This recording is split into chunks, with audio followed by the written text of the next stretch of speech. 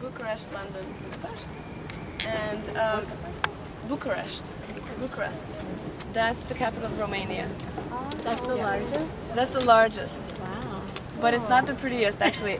To be honest, we're always not in such a good relationship with Bucharest, and we get mixed up with them a lot too. But seriously, it's just a huge.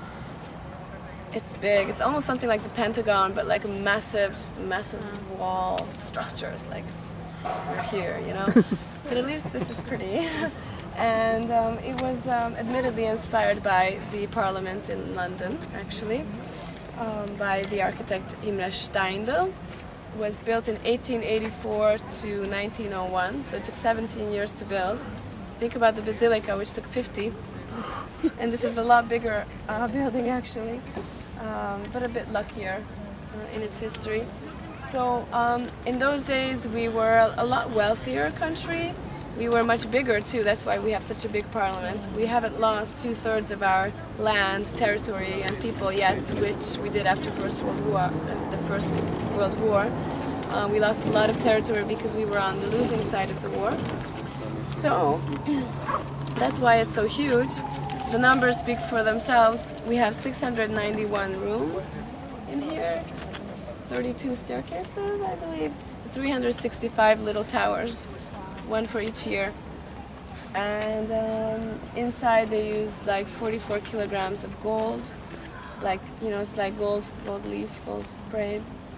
Very beautiful. They have guided tours. If you have time, I highly recommend taking one. It's very, very nice. The crown jewels are in here too, so they're kept in the dome hall. And we used to have a bicameral parliament, so upper house and lower house.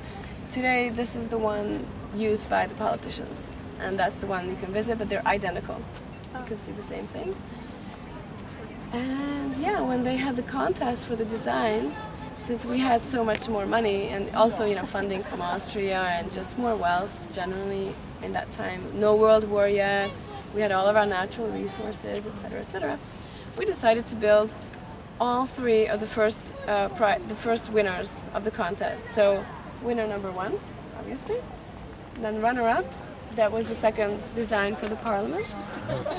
It's now a museum of ethnography, beautiful from the inside.